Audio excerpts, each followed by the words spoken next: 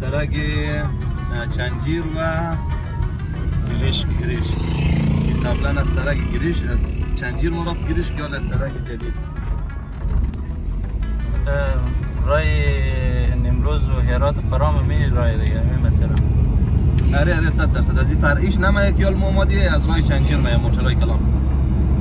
هم رای نزدیک رای عالی سرسبز و سرکش کاملا خوب بسیار عالی. دکتر صاحب مربوط ولسوالی گریش میشه و واجی فکر کنم مربوط به ولسوالی لشکر ولسوالی المن دیگه زن ولایت المن خیلی ولایت سرسبز است خصوصا ولسوالی اسم شما تصویر سیل منن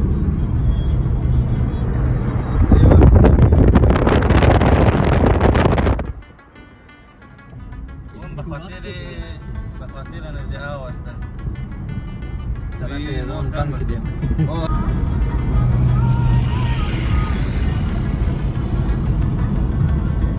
این ساحر هم به نام سپین مسجد موده نه؟ این ساحه نه؟ خاطر که اون مسجد سفیده رنگ این گنبد که هست نه؟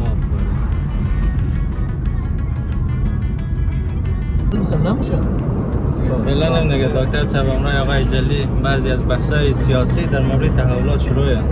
حال شهر هم بشه دوستا بخیر رسیدیم بعد از 45 دقیقه سفر در شهر گریش ولسوالی گریش خو مربوط اطراف و این طرف هم است خو یکی از شهر گریش که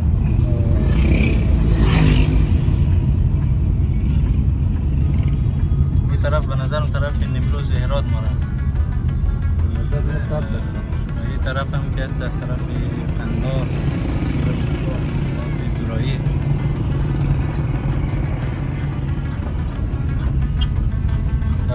طرف مستقیم هم دیگه بخیر ماره طرف بند کلانی گریش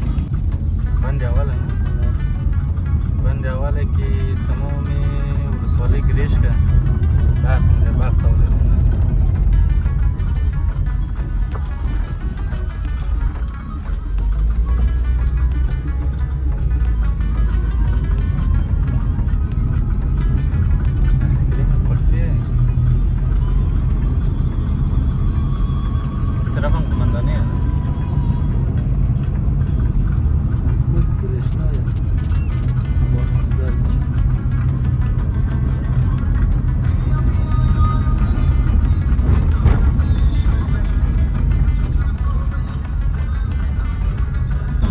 میخواد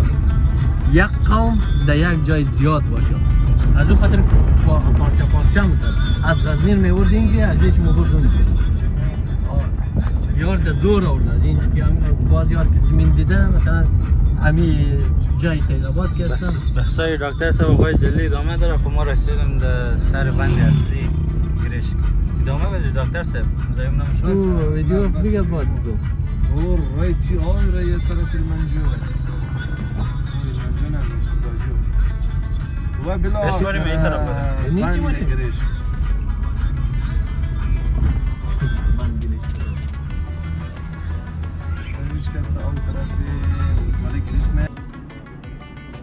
دوستا فعلا ما پایین شدیم در پیش یک دکان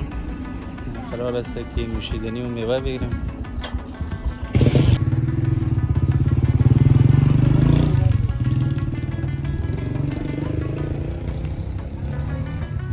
دکتر صاحب به نظر میوه گرفته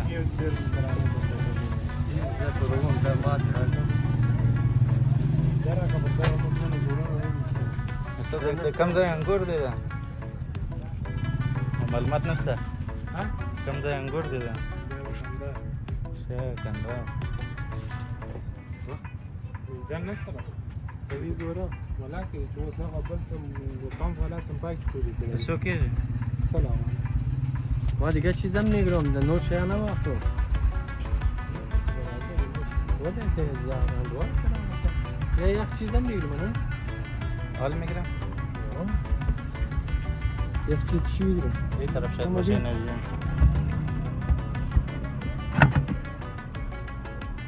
سین از اون تاکینگ ندارم داکتین میدادی؟ چیزی؟ چیزا را یوسف کنی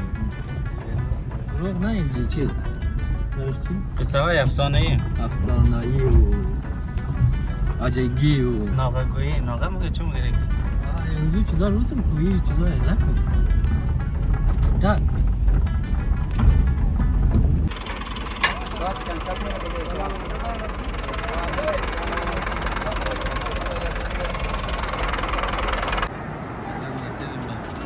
مقصد اصلی سربند سولی گیریش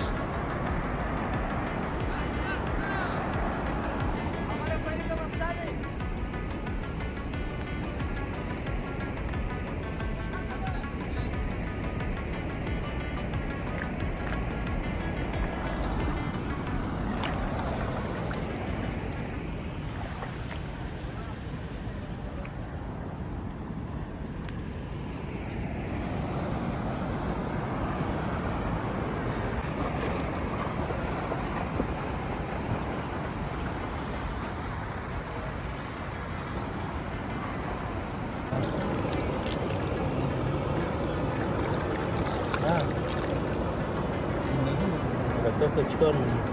نگار میشه انگور هلمندی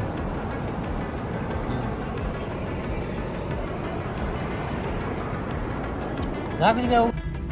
بازار شروع گیریش خب دوستای ویلاگ امروز ما امیدواریم که از این ویدیو لذت برده باشین ویلاگ بعدی شما را بدرود و خدا یکتا میسپارم